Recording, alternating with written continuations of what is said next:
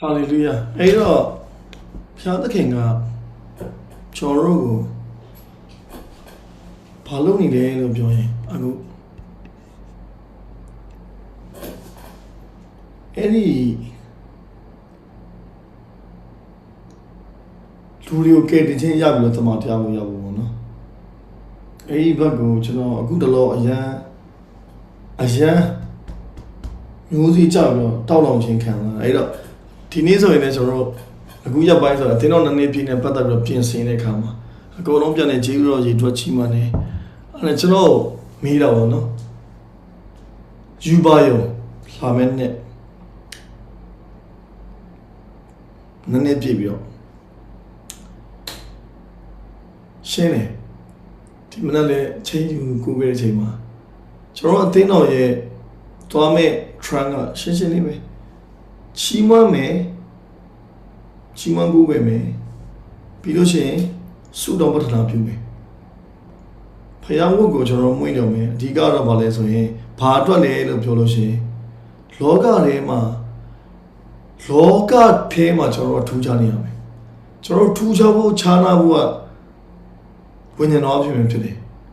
ဝိညာဉ်တော်အားဖြစ်မယ်အဲ့တော့လူအစုဖွဲ့ရှိလာတိုင်းမှာဖြစ်လဲဆိုရင် organization ဆိုတော့ရှိနော်လူများတယ်တယောက်ကိုတယောက်ကူညီနိုင်တယ်ဆိုတာ like some organization အတူတူပဲအဲ့တော့ကောင်းကင်နိုင်ငံရဲ့အရာသာပါတဲ့အရာကအသင်းတော်ဖြစ်တယ်အသင်းတော်လို့ပြောရရင်ကောင်းကင်နိုင်ငံအရာသာပါတယ်အဲ့တော့ဒီနေ့တမန်တော်တွေခင်မှလည်းဗာလဲဆိုရင်သူတို့ရောက်တဲ့နေရာတိုင်းမှာဗာပဲလုပ်လဲဆိုရင်အင်္ဂလိပ်ပဲပြောတာ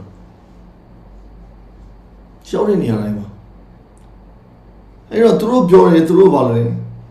ထုတယ်โอเคနေပြနော်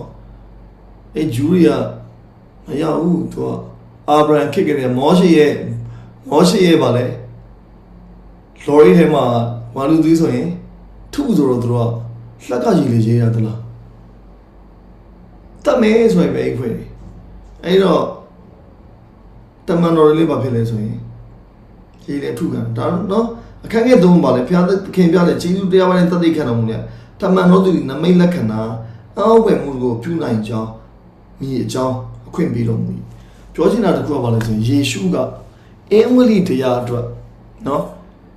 ဂျေဇုတရားဘက်မှာတသိခံဖို့လို့ငါနမိတ်လက္ခဏာကိုအခွင့်ပေးတာပြီးသားဖြစ်တယ်ကျွန်တော်ရဲ့ရပိုင်ခွင့်နော်ပြီးတော့နောက်တစ်ခုကဘာလဲဆိုလို့ရှိရင်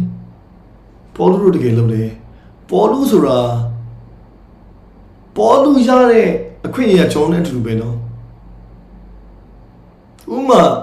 ပေဒရူဆိုလို့ရှိရင်ဒါထားလိုက်ပြီဒါယေရှုနဲ့အတူတူကဖက်လက်တကင်းသွားနော်ငါးရီလည်းအတူစားအတူတူကနတ်ဆရနေအတူတူကအပြစ်တင်နဲ့အတူတူကခံပြောချင်တာတလီရဲစောတကီရဲသွားပြီးတော့မှအမှုတော်ဆောင်တာပေဒရူတို့ဒါပေမဲ့ပေါ်လူကြတော့ယေရှုနဲ့အဲ့လိုမျိုးတွားခဲ့တယ်လို့မဟုတ်လေသူကိုယ်တိုင်ကဘာလဲဆိုရင်ဒါအယူဝါဒအမားဆိုပြီးတော့သူအင်မတန်မှနေနေတဲ့ထဲမှာသူပါတယ်အထုံနေနေတာတတိဖန်ကိုကြောက်နေပြစ်တဲ့အချိန်တော့ပေါ်လူရှိရလေ organizer လေးသူကိုယ်တိုင်သာတွားပြီးတော့မထူတာသူကစီးနေသူလာမင်းတို့ဦးတင်ကောက်ပြီးခိုင်းတာပဲကိုင်ဝါမထူတော့တတိဖန်ကိုအရှင်လက်တတိဖန်ထူရတဲ့အကြောင်းရင်းရတယ်ဘာဖြစ်လဲဆိုလို့ရှိရင်ဟိုတလုံးတော့လည်းကျွန်တော်ဖတ်တယ်လေသူမရှင်နိုင်ဝิญဉ်တော်နဲ့ပြည့်တော့စကားပြောရင်းနဲ့ဘာဖြစ်လဲအင်္ဂလိပ်တရားသူတို့ကခံမရနိုင်တဲ့အတွက်ဒေါသထွက်ပြီးတော့သူထူတယ်အဲ့ဒီထဲမှာတတိပြောအရန်မုန်းတဲ့ထဲမှာပေါ်လူပါတော့ဘာလို့သူရဲ့လောကပညာနဲ့သူဘယ်လိုမှသူရှင်းလို့မရတဲ့လူတယောက်ဒါပေမဲ့အခုနောက်ကျွန်တော်ပြောချင်တဲ့အပိုင်းကတော့ပေါ်လူဆိုတာလေအဲ့လိုပဲအချမ်းတုံးကြီးရနေပြီးတော့ဘာဖြစ်လဲဗလိုင်းကြီး transform ဖြစ်သွားပြီးတော့တတိခိုင်ကြီးဖြစ်သွားတာ အဲ့တော့အဲ့တတိခံညာဘာတွေလုပ်နေလဲဆိုရင်ဘာလုပ်လဲအမိဝမ်းတွင်းကချိန်မစွမ်းတဲ့လူခန်းငယ်ရှုံးမှာတခါမှမတော်ဘူးတဲ့လူတဲ့တခါမှလမ်းမလျှောက်ဘူးတဲ့လူဘာလုပ်ခိုင်းတာလဲအထားကြီးတော့တယ် stand up and walk ထားပြီးတော့ခငယ်တစ်စဲမတွေ့တော့မတ်တရပြီးကြီးတော့တယ်ဆိုပြီးထိုလူရုပ်တရက်ထားရလှမ်းပြီးတော့ထားပြီးတော့ရှောက်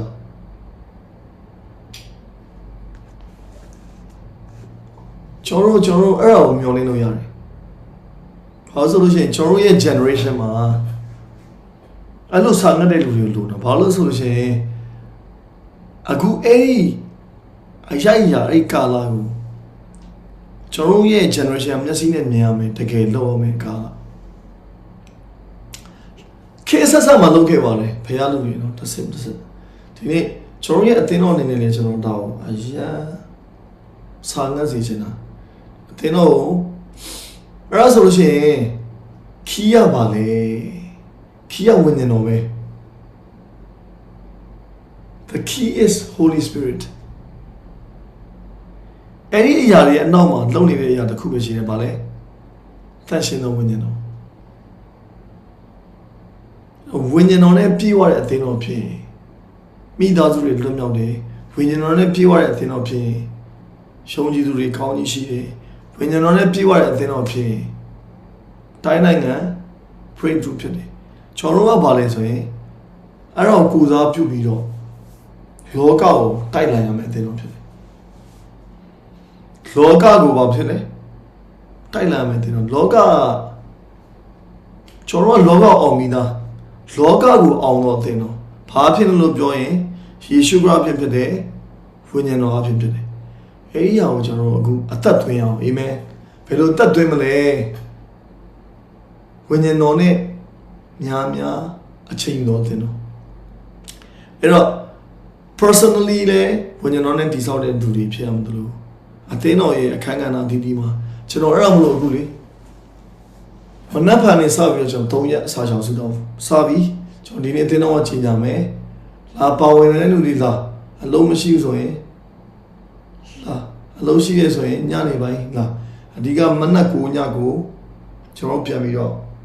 spiritual empowerment ဝိညာဉ်ရေးအောင်တောက်လောင်မှုတစ်ခုပြန်တင်မှုဖြစ်တယ်အဲ့တော့ကျွန်တော်တို့ဒီလိုပဲသွားရနေတဲ့ကြာနေပြီ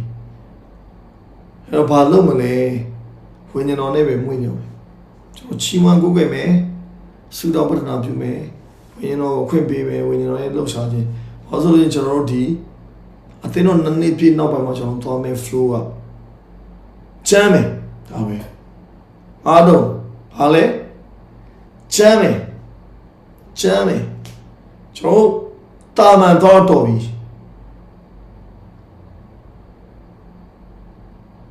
အဲ့ဒါကျွန်တော်ဘာလုပ်မလဲဆိုဝိညာဉ်တော်ကိုတရားရအောင်အမိပြုတော်တင်တော့ဝိညာဉ်တော်ရဲ့တရားရအောင်မောင်းနေတဲ့အသင်းတော်ကိုဉာဏ်ကိုအမိပြုခြင်းလုံးဝမရှိဘဲနဲ့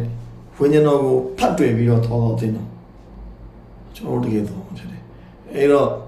ဖျားတကယ်တော့အရန်အလန်းလုံးနေတယ်အရန်မိုးစော်နေတယ်အဲ့တော့ကျွန်တော်ပြင်ဆင်အောင်အာမင်တော့ဘယ်လိုပြင်ဆင်မလဲလို့ပြောရင်ကျွန်တော်ကြောင့်နိုးစော်မယ်ပြီးရင်ဆုတောင်းခြင်းတွေမှာကျွန်တော်ပါဝင်အောင်ပါဝင်လို့ရတဲ့နေရာတွေပါဝင်အဓိကတော့လူပဲနေရာမှာရှိပါကျွန်တော်လည်းမပြောရပါလေရှမာရိမျိုးသမီးကိုဖျားသိရပါတကယ်ရှိပြရမင်းတို့ကတောင်ပေါ်ဖျားရှိကိုရဲငါတို့ကယေရုရှလင်မှာရှိကိုရဲဒါပေမဲ့တဲ့အဲ့ချိန်မရှိတော့နေရာနဲ့မဆိုင်တော့ပဲနဲ့နံဝိညာဉ်နဲ့သစ္စာနဲ့ကိုယ်ရမယ်ချိန်ရောက်ပြီအဲ့တော့နံဝိညာဉ်နဲ့သစ္စာနဲ့ကိုယ်ဝဲဘောကဆန္ဒပဲကိုယ်ဝဲဘောရွေးချယ်ပါတယ်ဆိုရယ်အဲ့တော့ကျွန်တော်တို့အဲ့ဒါကိုစတင်ပြင်ဆင်ရအောင်ပေါ့နော် ကျွန်တော်တို့အသင်းတော်မှာမနက်ဖြန်မနက်9နာရီကနေပြီးတော့တကားဖွင့်လာမယ်7နာရီခွဲလောက်ဆို ready ည9နာရီထိကျွန်တော်3ရက်တာမနက်9ညအစာမစားဘူးနော်အားလုံး no food no drink no drink တောက်ပါဒါပြောချင်မဟုတ်ဘူးဆွဲနေတဲ့လူဆွဲပေါ့နော်တချို့ကြောင့်လည်းကလေးမိတွေပါတော့တယ်နဲ့အာဟာရတွေပဲလို့ဒါပေမဲ့ကျွန်တော်တို့ဆွဲနေတဲ့လူကတော့24နာရီ3ရက် second option ကမနက်6ည6 3ရက် third option က7နာရီမနက်6ကနေ7နာရီနေ့တစ်ပိုင်းစားရှောင်းအဲဆို1 meal pass 2 meal pass and 24/7 24/3တော့အဲ့စီစဉ်3ခုနဲ့ကျွန်တော်တို့ဖြစ်တယ်ရည်ရွယ်ချက်ကိုပြောပြမယ်နော်ရည်ရွယ်ချက်ကတော့အခုနောက်တွေ့တဲ့ဒီဟာရှင်ဘောလူလိုမျိုးအာမင်ရှင်ဘောလူလိုမျိုးသူတို့ကာလာကတမန်တော်တွေကိုဖျားသခင်ပေးတဲ့အခွင့်အရာအလုံးစုံနဲ့ပြန်လည်ပြီးတော့အစီခံတော်တင်တော့ပေါ်တည်တည်ထင်တဲ့လူတော့ပေါ်တည်တည်ပဲစီရီယက်ခံယူတဲ့လူတော့ကတော့စီရီယက်ဖြစ်လာနိုင်မယ်အဲ့ဘာသာပြောရဲစကားနော်သူအမြင်နဲ့ပြောတာသူလုံးနေတဲ့အရာတွေကိုတဲ့ပေါ်တည်တည်လို့ထင်တဲ့လူကတော့ဘာမှရမှာမဟုတ်ဘူးဒါပေမဲ့စီရီယက်ခံယူတဲ့လူကတော့တကယ်ရမှာဖြစ်တယ်ကျွန်တော်ဖျားသခင်တကယ်နိုးဆိုတော့ဖြစ်တယ်နိုးဆိုလို့ဘယ်လိုလုပ်အောင်လဲမသိဒီနေ့တော့ဖတ်လိုက်တဲ့မှာအစာချောင်းတစ်ချောင်းပါလိုက်ဒီမှာဘာမှလဲမြင်တာရဲကျွန်တော်မဟုတ်အခန်းငယ်23မှာအသင်းတော်များတို့၌သင်းအုပ်တို့ကိုခံထား၍အစာရှောင်ရက်ဆုတောင်းပတ္ထနာပြုပြီးနေသင်းဝင်သူတို့ကိုယုံကြည်သောဖျားသခင်လက်တော်သို့ထိုအသင်းတော်ကိုအနံ့ကြ၏အာမင်အသင်းတော်လောရဲ့အရာအဲ့ဒါပဲဆုတောင်းပတ္ထနာပြုခြင်းဖယားဝန်နိုင်မှုလို့ခြင်းဝိညာဉ်တော်နဲ့တော်လာခြင်းအသင်းတော်လောမေးအဲ့တော့ဒီနေ့ကျွန်တော်စတင်ပြီးတော့ထိုးရကိုပြင်ဆင်ကြရအောင်အာမင်ကျွန်တော်လုံးဝ fire နဲ့ချောင်းကျွန်တော်အခုလုံးဝဖျားသိကျွန်တော်ပြနေတဲ့ဝိညာဉ်စိုးတွေညီးတွားတဲ့ဝိညာဉ်တွေစိုးရင်တဲ့ the spirit of fear ကြောက်ရွံ့တဲ့ဝိညာဉ်တွေပြီးရင် spirit of unclean ညစ်ညူးသောဝိညာဉ်တွေ the spirit of poverty ဆင်းရဲခြင်းဝိညာဉ်စိုးတွေအဲ့ဒီအားလုံးကျွန်တော်ဒီ3ရက်မှာကျွန်တော်ရှင်းမယ်သင်တော်တယ်ဆွဲထုတ်မယ်အမြစ်ကနေမစင်လို့ရှိရင်နောက်တစ်ခါတက်ဖြုတ်မယ်ဒါပဲမစင်မချင်းဒီ2026မှာအနာစာနဲ့ကင်းသောအသင်းတော်ဝိညာဉ်စိုးရဲ့ချုံနှောင်ခြင်းအမျိုးမျိုးနဲ့ကင်းသောအသင်းတော်ချီနှောင်ခြင်းချုံနှောင်ခြင်းအလုံးစုံကနေပြီးတော့လွတ်မြောက်တော်အသင်းတော်အဲ့တော့ကျွန်တော်တာရွေယူတော့မဆန်းနာမယ်ကျွန်တော်အခုအဲ့တော့ဖြောတင်မောင်းနေတဲ့ချိန်မှာကျွန်တော်နေလို့မရဘူး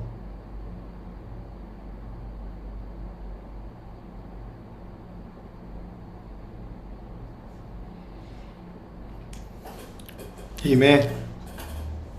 အဲ့တော့ကျွန်တော်တို့ဖြောတင်ထင်ရှားတော့မှုပြည့်မဲ့ကာလဖြစ်တဲ့အတွက်ကျွန်တော်လုပ်ရအောင်အတင်းတော့နေ့ပြည့်24ရက်နေ့မှာရှိမယ်အဲ့တော့ဒီ19ရက်နေ့ပေါ့နော်ဒီ19ရက်နေ့ကကျွန်တော်တို့ရဲ့ preparation ကာလရဲ့နောက်ဆုံးပဲအဲ့တော့အတင်းတော့မလည်းဒီနေ့ကျွန်တော် certificate of honor လုပ်ဖို့ပေါ့နော်သူ့ကိုကျွန်တော်အတင်းတော့နေ့ပြည့်မှာတည်တဲ့ honor လုပ်ဖို့ရှိအတင်းသားတွေအနေနဲ့လေအဲ့တော့ပစ္စည်းတစ်ခုဝယ်ပေးမလို့စဉ်းစားတာပေါ့နော်ဒါပေမဲ့ဘာဝယ်ရလဲမသိဘူးပတ်စံလည်းမကောက်ရသေးဘူးဘာမှမလုပ်ရဘူးအဲ့ဘက်ပေါ့နော်ဒါပေမဲ့ဟိုဘက်ပိုင်းတော့ပြီးသွားပြီအသင်းတော်ရဲ့ကျွေးမွေးခြင်းကဏ္ဍဘာညာဟိုတက်ဘက်ကဖျားရှိခိုးပြီးအားလုံးပြန်သွားတော့ကျွန်တော်တို့အမှုတော်ဆောင်တွေနဲ့အာရှာတွေစူတောင်းတဲ့ချိန်မှာကျွန်တော်တို့တခါလေလှုပ်လိုက်တာပြီးသွားအဲ့ဒါပြီးသွားပြီအခုကတော့ဗာလဲဆိုကျွန်တော်အခုကဗာလဲဆိုရင်အသင်းတော်ရဲ့ဘန်နာကိုကျွန်တော်လုံးဝမထိဘူးအပတ်စဉ်အလူငွေကိုကျွန်တော်အဲ့ဟာကို ကြီးမမတစ်ခုလုပ်ဖို့ကျွန်တော်ရည်ရွယ်တယ်ဒီကအင်္ဂလိပ်ပိုင်းပြီးတော့အဲ့တော့လှုပ်တဲ့ပွဲမှန်တယ်မြလှုပ်တဲ့အရာမှန်တယ်မြကျွန်တော်နိုးဆိုပြီးချတာအဲ့ဒီ miracle လာလိမ့်မယ်နော်တလားအဲ့ငွေကြီးနဲ့ဆိုင်တဲ့အဲ့ဒီတဲရလေကျွန်တော်အခုဖြာသိပဲလို့လုံးမနေတော့ကျွန်တော်မသိပေမဲ့ကျွန်တော်နားလိုက်တာတခုဖြာသိကတစ်စက္ကန့်ထဲမှာလည်းအကုန်လုံးနိုင်တယ်ကျွန်တော်တို့ trendy အပိုင်ပေးလို့ရတယ်ကွာသူပေးခြင်းလေ if he wanna give us လွယ်လေးပဲအဲ့ဒါမလို့လောကတန်တော်အများကြီးရှိတယ်ဟာရောဘာရကျွန်တော်တော်ပြီးဘယ်သူမှမတိုင်မင်းတော့တော်တော်ကျွန်တော်လေအရင်တော့တခုခုဆိုလိုက်တိုင်မင်းလူကြီးတွေအတန်နဲ့ကြားချင်တယ်ဘယ်သူဒါပေမဲ့အဓိကလေဝิญဉာဏ်တော်ပဲဒါပေမဲ့တိုင်မင်းချင်းကတော့ရှိရပါတယ်အတန်ကြားတာပေါ့နော်ကြားတော့ဟိုတနေ့ကလည်းကျွန်တော်တို့အတင်းတော့မှ3ယောက်ဖမ်းခံရတယ်တလားကျွန်တော်မပြောဒီမှာကျွန်တော်မပြောဘူးအဲ့ဒီကကျွန်တော် morning devotion on Monday morning အဲ့မနေ့ကကျွန်တော်ဒီမှာ body devotion လုပ်တဲ့ချိန်ပါအချုပ်ထဲမှာကျွန်တော်အတင်းတော့ရဲ့အမှုတော်ဆောင်ပြီးတော့လူငယ်2ယောက်3ယောက်အထက်ရောက်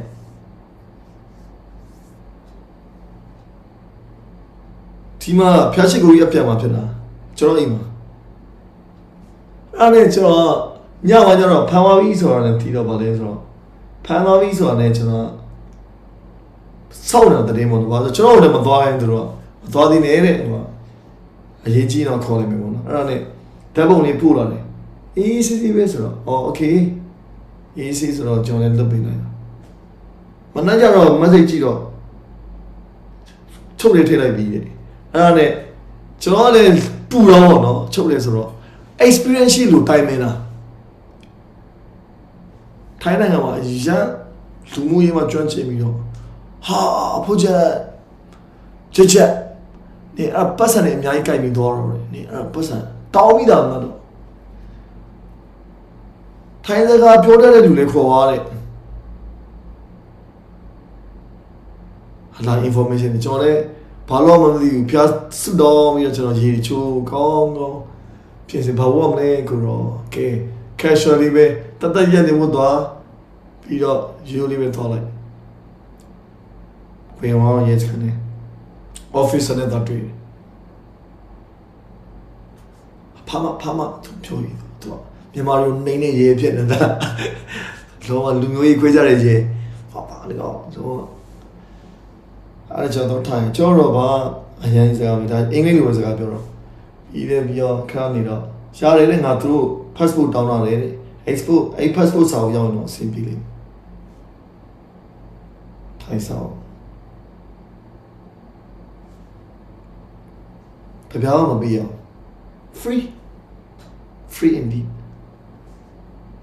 ခင်တော်တယ်မဟုတ်ဖျားလောက်ထားတဲ့ຢာကျွန်တော်ပြောချင်တာပါအထဲမှာတို့ကျွန်တော်တို့ကြီးတဲ့ case တွေရောက်တဲ့အထဲမှာပူယတော့လားဟိုတို့ချင်းရဲတွေဟိုဘက်ကောင်ဒီဘက်ကောင်ပြောနေဟိုမှာအမှုလာလုပ်တဲ့အဖွဲရတယ်ရောက်အမွေကိစ္စလာပါလားမသိဘူးအဲ့လိုမျိုးအပြောတော့ကျွန်တော်ထင်တာဆာရစာတဲ့ကိစ္စတွေကျွန်တော်တို့ဖွဲ့ကဟာပြောကျွန်တော်ဖွဲ့ဆိုတာညက2ယောက်ကလွတ်သွားတာကြီးတော့ကျွန်တော်1ယောက်ပဲချင်တာ1ယောက်ပဲကျွန်တော်3ယောက်ထင်တော့ကျွန်တော်တော်တော်ခေါင်းကြီးသွားတယ်မနက်ကျတော့1ယောက်ပဲဆိုရင်လည်းတော်တော်ပို့ဟိုရောက်တော့ free အဲ့တော့ဖျားသခင်ကကျွန်တော်ပြောပြမယ် information ဆိုတာလူစီရလာရင်လေအစုံ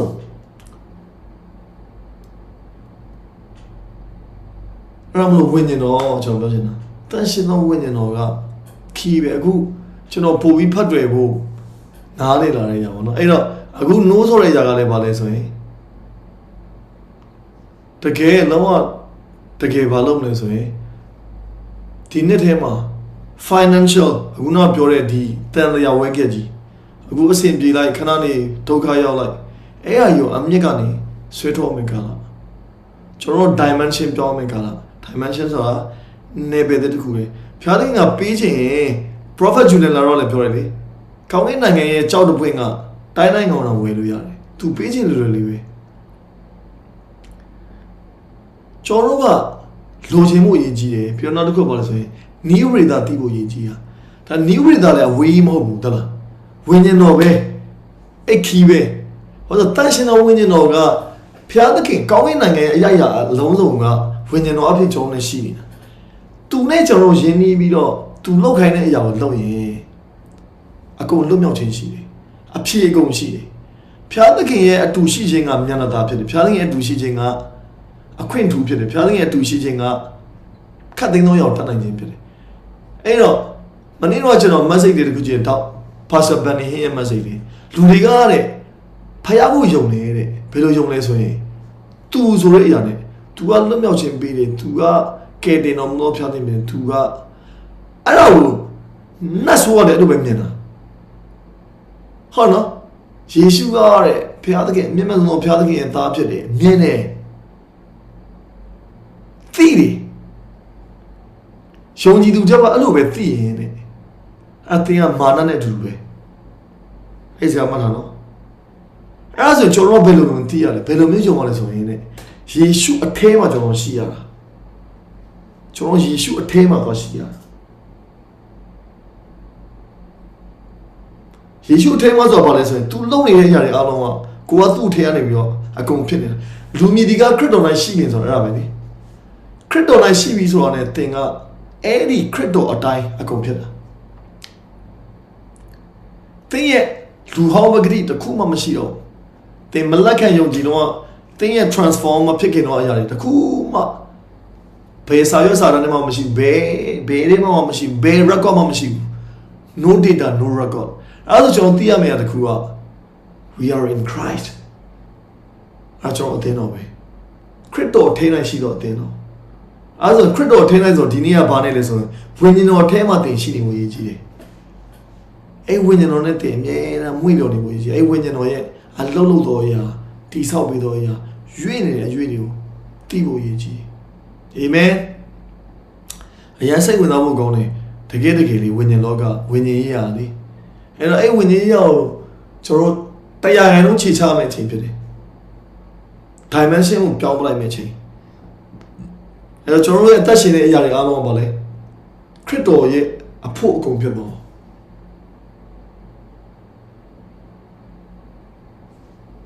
ကျွန်တော်အခုလုပ်နေတဲ့အရာတွေအားလုံးကကျွန်တော်လို့ထင်တဲ့၍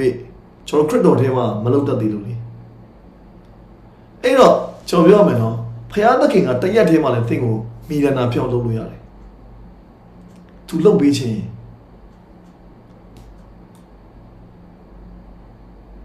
အဲ့နယ်ပယ်ကိုတက်ဖို့အရေးကြီးတယ်အဲ့နယ်ပယ်ကိုတက်ဖို့ကြောင့်ဘာလို့လဲလို့ပြောရင်အခုပေါ်လူတို့သုံးတယ်လို့လေဖခင်ပဲသူတို့လုံးဝအမွေးတိုင်တွေပါလေတေးလာတော့ဟာဘလို့ပါလဲပန်းနေအမွေးတိုင်တွေတေးလာတော့ဟာဟောငါတို့တော့အဲ့လိုမလုပ်ပါနဲ့ဖြစ်ဘာလို့လဲဖခင်ချီးမြှောက်အဲ့လိုချီးမြှောက်တာဖခင်ကသူချီးမြှောက်တာဘာလို့သူတို့ယေရှုထဲမှာရှိသွားတော့ကြောင့်အဲ့တော့ကျွန်တော်တို့ဒီနေ့အသင်းတော်လို့ပြောရင်ကျွန်တော်ကြောက်တယ်မဟုတ်နော် we are church ကျွန်တော်ဘာနဲ့တောင်းလဲဆိုရင်ဝိညာဉ်တော်ပဲအာမင်အဲ့တော့အဲ့ဝိညာဉ်တော်ကျွန်တော်တို့ယူသွရအောင်နေရာပေးအောင်ဝိညာဉ်တော်ထဲမှာတက်ရှင်ဝိညာဉ်တော်ထဲမှာလှုပ်ရှားအောင်ဝိညာဉ်တော်ထဲမှာပေးကမ်းအောင်ဝိညာဉ်တော်ထဲမှာအမှုပြုအကုန်လုံးဝိညာဉ်တော်ထဲကနေလှုပ်ရအောင်ခရစ်တော်ထဲ၌လှုပ်ရအောင်အဲ့ဒါဆိုရင်မပြောလို့ဆို effective ဒီနေ့ထဲမှာအင်မတန်မှသင်တို့အသက်တာမှာထူးခြားလာလိမ့်မယ်အာမင်အဲ့ကျွန်တော်ယုံတယ်အတူကယုံကြည်အောင်အတူကခြေလှမ်းအောင်အဲ့တော့ဒီနေ့ပြင်ဆင်မှုတစ်ခုရှိတယ်အဲ့တော့အသင်းတော်တွေလာအသင်းတော်လာတယ်လို့ပေါ့နော်အသင်းတော်မရောက်တော့ဆိုရင်သင်တို့ရှိရနေရနေပါဝင်လို့ရတယ်ဘာလဲဆိုရင်ကျွန်တော်ပါဒရော honor လုပ်ဖို့ခရစ်တော်ထဲ၌ honor လုပ်ရအောင်အာမင်ကျွန်တော်ဝိညာဉ်ကောင်းဆောင်ဖြစ်တယ်မလာတာလည်းရမ်းချပြီးသူကသင်တော်နှစ်နှစ်ပြည့်မှရောက်လာရင်ကျွန်တော်ကအဲ့ခါချလေးပေါ့နော်အဲ့ခါချဆိုလဲသူတင်ပေးတဲ့ခါချပါသူကိုယ်တိုင်လုပ်ပြတဲ့အရာကိုကျွန်တော်မြင်တယ်ကျွန်တော်ပြန်လုပ်တယ်ကျွန်တော်လည်းကောင်းကြီးဖြစ်နေတယ်အဲ့လိုမျိုးသူလည်းဒီနေ့ထိလုပ်တော့ဘာသာလို့ဆိုအဲ့တော့အတင်းတော့လာမဲ့သူတွေလည်းကောင်းဆုံးမိမိနဲ့ရှိတော့အရာ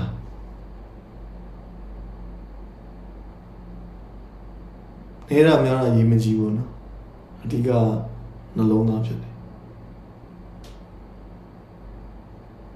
โอเคဆုတောင်းရအောင်နော်ဖျားသခင်ဂရေကြီးတော်ချီးမွမ်းတယ်တန်ရှင်တော်ဝိညာဉ်တော်ဖျားသားတို့ကို drive လုပ်ပေးနေလို့ကြီးတော်ချီးမွမ်းတယ်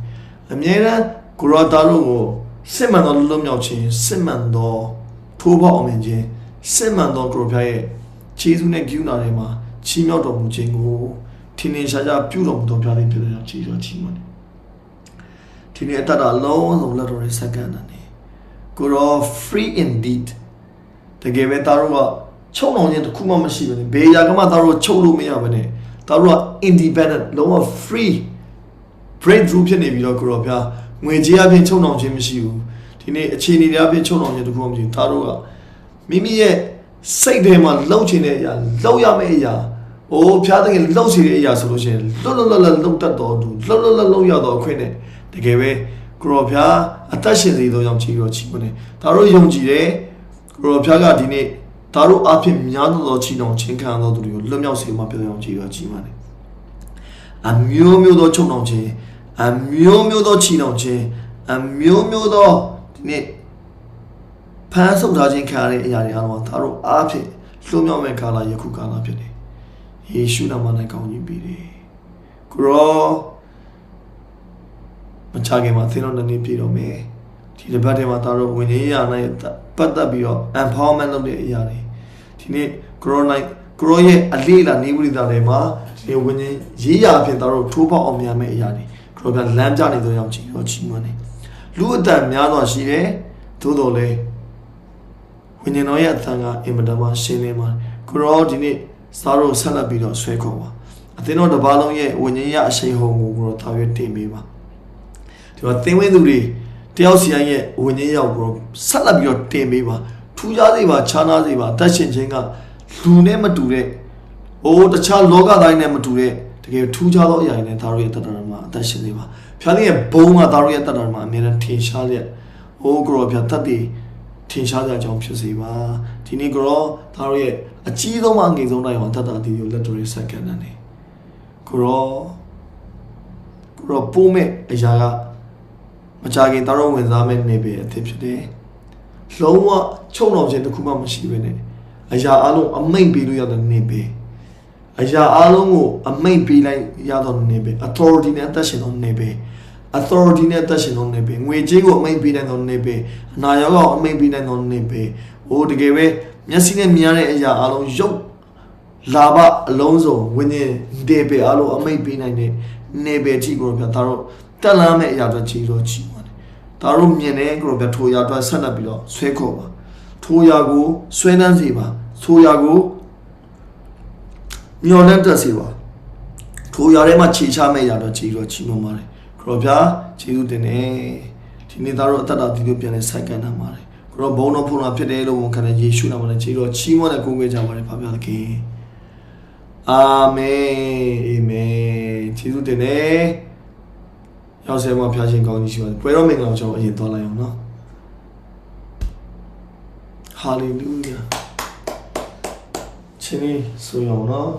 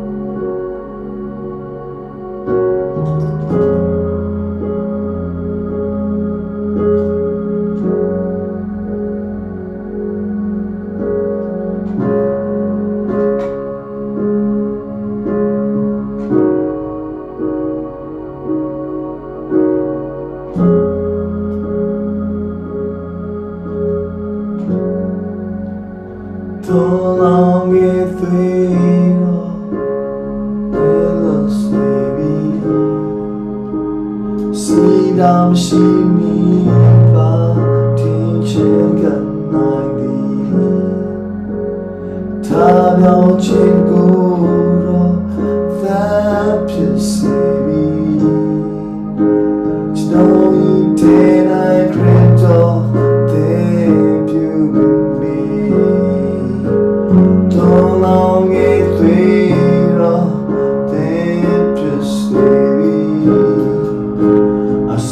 down she me party check at night ta down check go just me joy day I dreamt of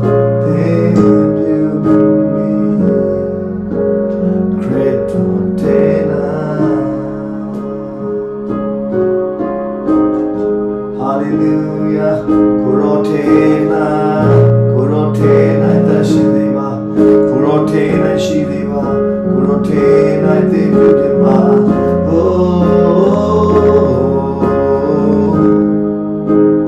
Kiria Lara Masiri, Shiria Lara Masuri, Lara Masiri, Kara Masiri.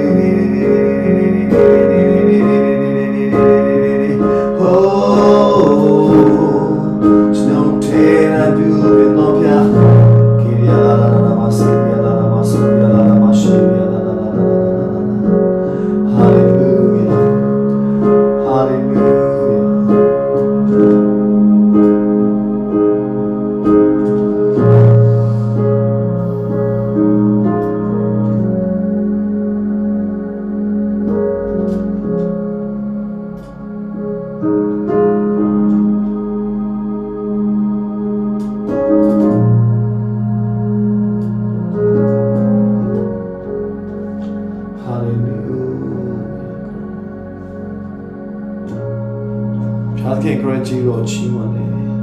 in Taro a tema, crossing many no Jiri. In Taro tema, Cropia near to be no yard Jiro Chimane.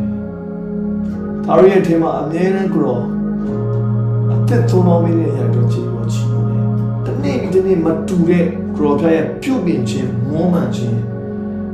Lavas of Cropia, Swego, the Billy and Jiro Chimane. Loga Eman Nibime, Loga mentality, Loga Trigo in a Taro, a Tamashin Nibine, Payata Ayaya, Kongin and Ayaya, and Tashin Nido, Giro Chimone, Negro, Grota Muto, Chinga Bariva, Taro, Grow Army and Taro, Doene, Grow no BK.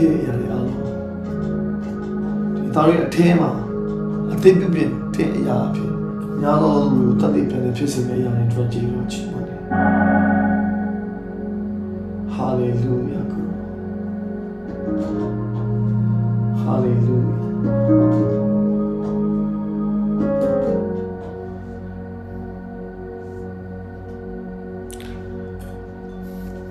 Yeshudi Shandu Lago, and then Chino Canada. Mongo, Shubini, Jiro Chimoni, Mongo Pebi. Imonga, Tino Puluma, Chube Chimakano, Naiku Pi. Agu Omibuya, Ido Puja Gono, who may no money. Kepia, Jizu Dene, Taro Pulunga, Korea Chube Chimakan in it,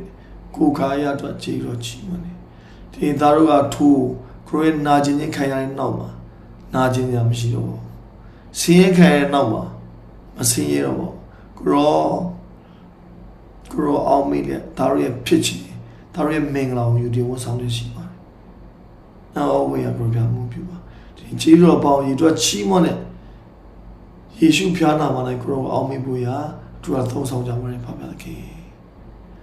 Amen to a thousand Jamaican.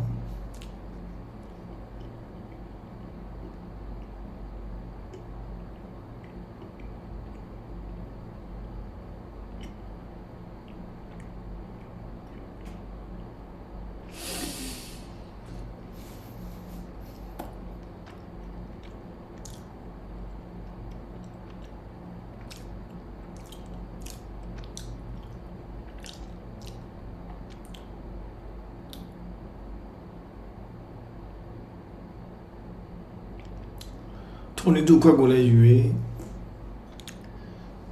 Equaga, but they named the night either night to pay.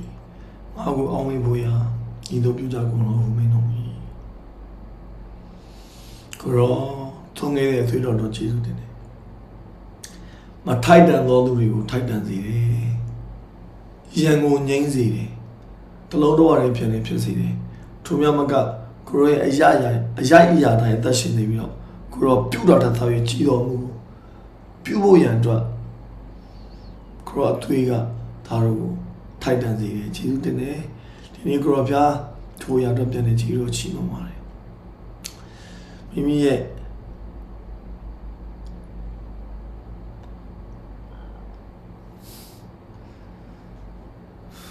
ရောဒီနေ့သားတို့တက်လန့်ခြင်းနဲ့နေပေကိုမြင်တွေ့ရခြင်းထိုနေပေအတွက်ပြင်ဆင်ခြင်းထိုနေပေအတွက်စာငတ်ခြင်းထိုနေပေအတွက်တောင်းတော်ခြင်းရှိသောအသွေးတော်ရဲ့စကားပြောခြင်းခံလို့ကျေးဇူးတင်တယ်ကိုရောလှုပ်ပေးခဲ့တဲ့အရာတွေများတော့ရှိတယ်သားတို့မယူနိုင်ဘူးဆိုရင်သားတို့ရှုံးတယ်ကိုရောလှုပ်ပေးခဲ့တဲ့အရာတွေများတော့ရှိတယ်သားတို့မတက်လန့်ဘူးဆိုရင်သားတို့မတက်ဘူးဒီနေ့ကိုရောဖျားထိုးရအတွက်သားတို့နှလုံးသားပြင်ဆင်နေရှိပါတယ်ဒီနေ့ကိုရောအောင်မိတယ်ပြုခဲ့တဲ့မှုရတော့သာပြီးကြီးတော်မှုကိုပြုရအတွက်အသင်သိရှိပါတယ်လို့ဝန်ခံတယ်ကြီးတော်ပေါင်းကြီးအတွက်ချီးမွမ်းတဲ့ကိုရောအောင်မိတဲ့ထိုသူတို့အတွက်သုံးဆောင်ကြပါတယ်ဖခင်သခင်အာမင်သူတို့သုံးဆောင်ကြပါ